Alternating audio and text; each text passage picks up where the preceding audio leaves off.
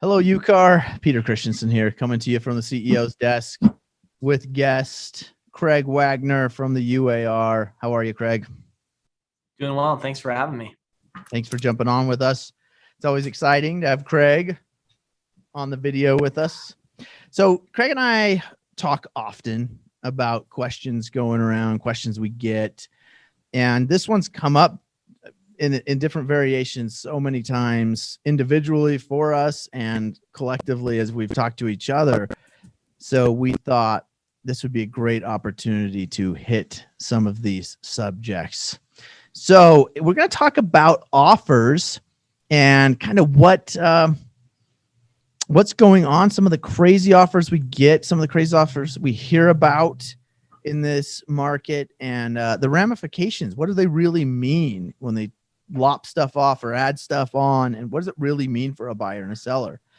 So I'm going to turn it over to Kreg for a minute to kind of just talk about some of the issues that come with crazy offers.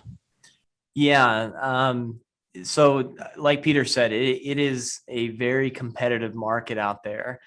And on the hotline, we definitely have noticed an uptick in questions about multiple offers, the way sellers are handling them, and frankly, how a buyer can make their offer look competitive, right? And so the biggest pitfall that I can see, at least initially, is that with creative language that we're all seeing, if there is any sort of ambiguity or multiple interpretations, then there becomes liability not only for the parties involved, but also the real estate agents involved.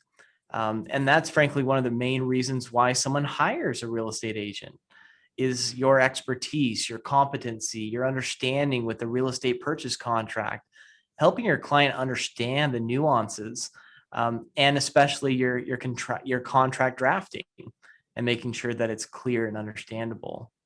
So the biggest thing that I can emphasize, at least right now, before you do anything, before you write an offer with creative language, before you mark that it's unconditional, so there's no condition of due diligence or appraisal, or if you're creating non-refundable earnest money, emphasize to your buyer exactly what this means. Help your buyer understand the ramifications and the consequences of this language, because for them, they may not understand fully the ramifications, but you do as the real estate agent. So let them know and explain to them before submitting an offer. I've had a number of times on the hotline where buyers have buyer's remorse after getting their offer accepted, and they didn't fully grasp what the ramifications were. Yeah, excellent advice. We were discussing earlier, there's no better time than now to emphasize how important it is to understand the contract.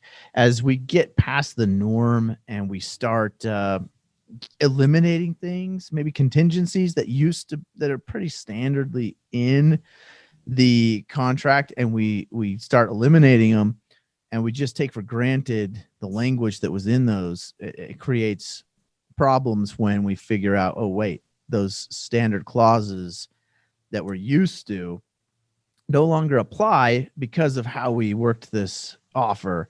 And agents maybe don't fully always understand what they're taking out of the contract, or even conflicting material when they eliminate a contingency and then they put in an addendum that references that contingency. And what does it mean? And you hit it on the head. I mean, your job as an agent is to create clarity. And if you're creating ambiguity, then that's a tough position to put your client in.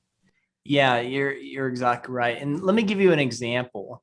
So a buyer, I think, expects that if they're going under contract, they're going to have a right to inspect the property or to get an appraisal done on the property, right? I think there's an expectation, and frankly, that may be set by the agents involved.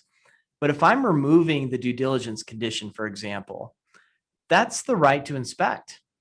That's the right for a buyer to do whatever tests and evaluations they want of the property. That's the obligation of the seller to cooperate with those tests and evaluations. But if I check that it's not conditioned upon that, not only does a buyer not have a right to cancel if they find something during due diligence, but even conducting due diligence. Now you may say, Craig, well, what seller is not going to allow a buyer to do an inspection?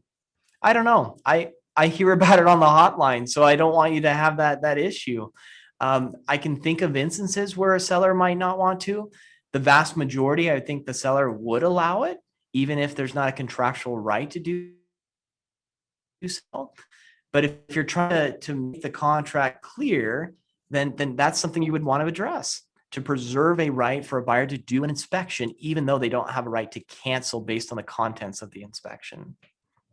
Yeah. And that is a classic example of maybe taking for granted the language that we don't maybe always think that, hey, it's the contract that gives the buyer the right to poke and prod that property and do all the inspections. Without it, you're relying on what? General contract law, case law, and I don't know of any that say without a promise from the seller, you can do whatever testing you want, buyer. No, yeah. So that's contained in the contract. If you eliminate that position, that contingency, you're eliminating the cooperative language that goes along with it that binds a seller to allow you to do those. So awesome. Okay. I'm going to throw out a few scenarios I hear about and just kind of talk quickly about what does this mean? What does it do to the contract? So one I'm hearing a lot is, hey, I want to make my offer look really good as a buyer. So I'm going to say no due diligence condition, no appraisal condition. I'm going to leave the finance condition in there. So if I'm a seller, if you're a seller and I'm giving you that offer and I'm like, look how good this is, $15,000 of earnest money, no due diligence, no appraisal. This is the best offer ever, right? It's stronger than offers than we've historically seen, because you are removing two conditions, but you're still keeping a pretty strong condition of purchase. And that's a buyer's right to cancel if they're somehow dissatisfied with the terms and conditions of the loan that they need to get.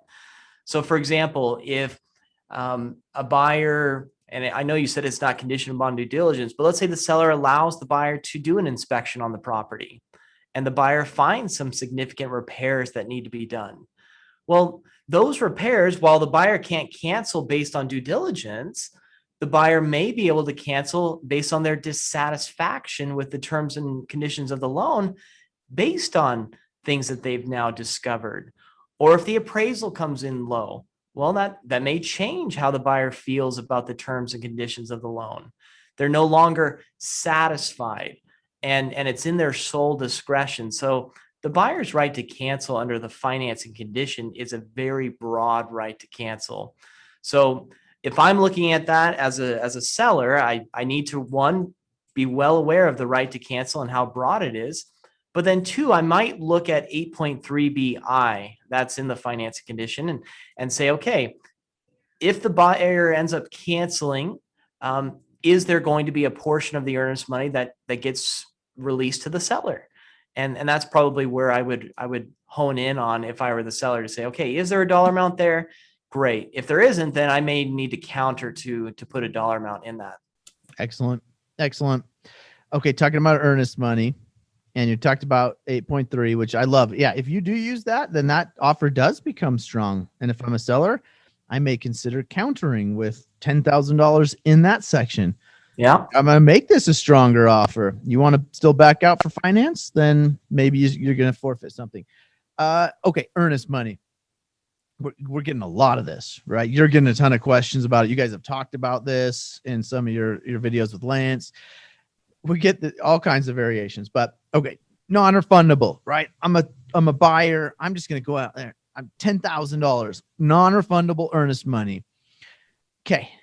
Where does that earnest money need to be held per the contract? It's non-refundable, so it doesn't matter, right? Yeah, no, that's a good point. So the language of the contract is going to control. So just because you make it non-refundable doesn't necessarily change the location of where it's held. So under the REPC, it says the broker's trust account, and that's typically going to be the buyer's broker's trust account.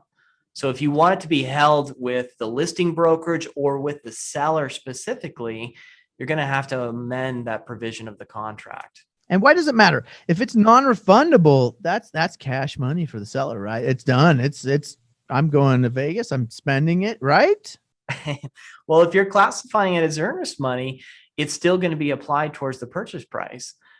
So it's still going to be a credit that's to benefit the buyer. So the seller spending it, unless you classify it as something different, an acceptance fee or something to that. And even then I would be very careful with the language of how I'm drafting it. It's still earnest money as defined under the REPC. So does it matter where it's released? I think it does, because the terms of the contract are going to control. I would strictly adhere to the contractual terms. And there's always the risk of a seller default. And so, in that instance, I would say that the buyer would get their earnest money back, depending on the remedy that they're seeking, in the event of a seller default.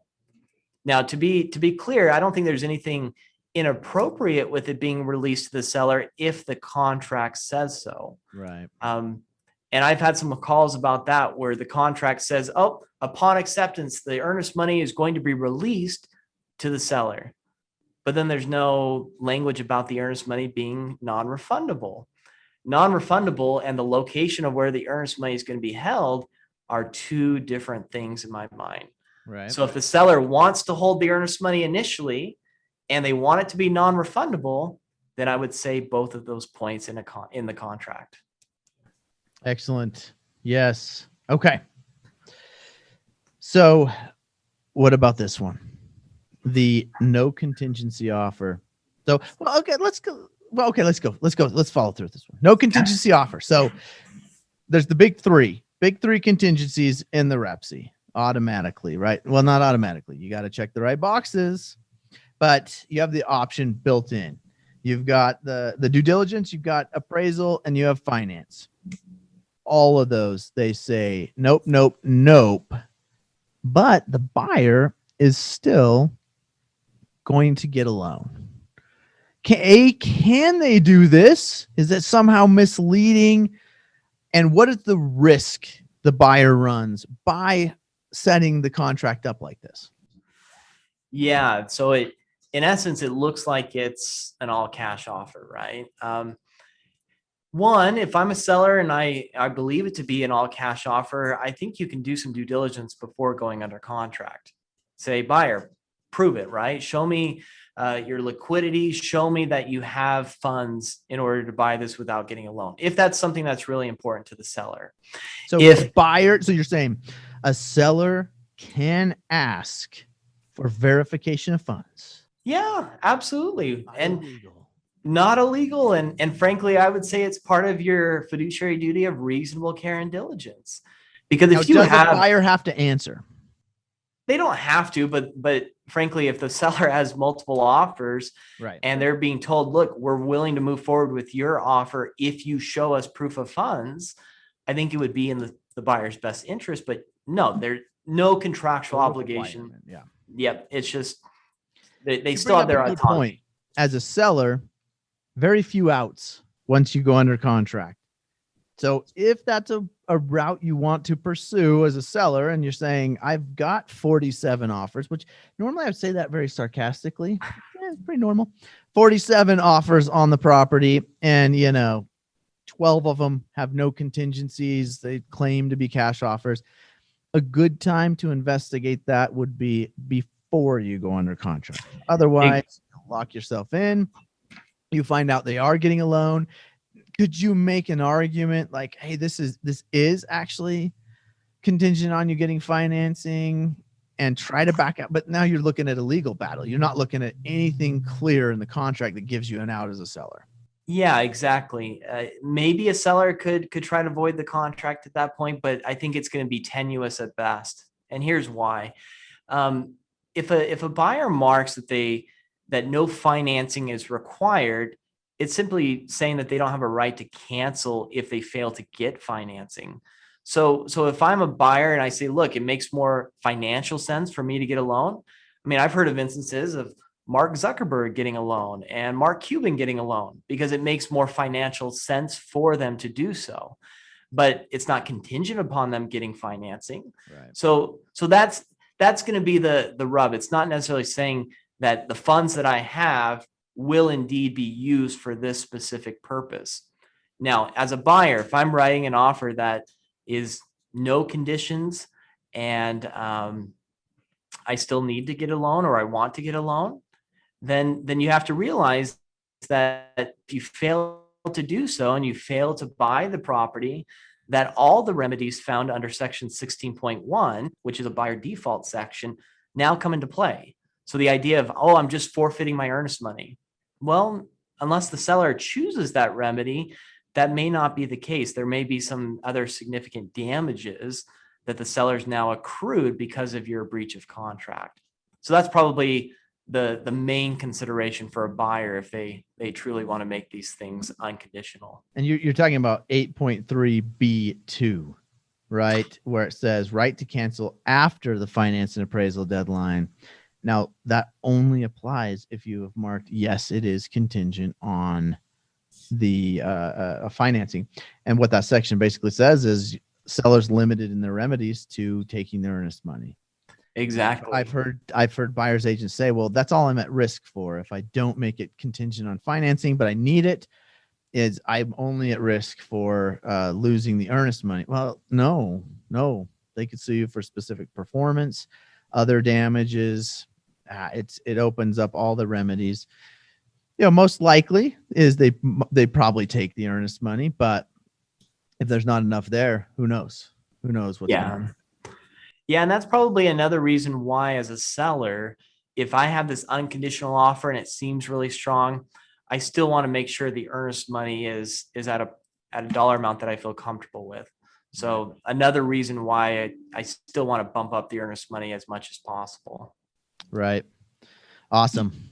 Last question. Can you have earnest money and say a non-refundable deposit? Could you have two concepts like that in there?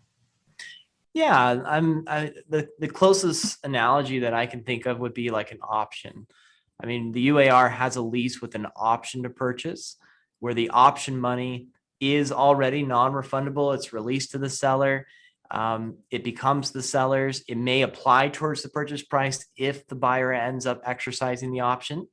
But if the buyer never exercises it, it just expires. But those funds still go to the seller. So yeah, a buyer could have, like I said before, an acceptance fee or an acceptance deposit, and you're classifying it as something completely different simply to go under contract with the seller. But yes, you do want to make it very clear that it's distinguishable from earnest money, which is defined within the REPC itself. It's something akin to a deposit, or not a deposit, a fee for rental. To put your application in, cost you $50 simply to turn in an application. It's something I haven't seen this widely used, but if I were going to use as a buyer or seller, I would want to clarify just a couple points like you're talking about. A, it's non-refundable. B, it's not earnest money, or is it? I mean, you get to decide. And C, does it go towards the purchase price or not? You know, is it just a fee I get on top of the purchase price? So sure, crazy stuff. crazy market. We'll see if it slows down this summer. Let's hope we get a few more listings on there. But thanks for tuning in. Thanks, Kreg, for joining us. Always appreciate it. It's always fun to have you on.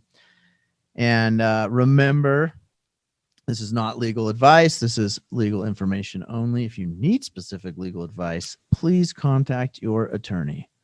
Thanks again, and we'll catch you next time.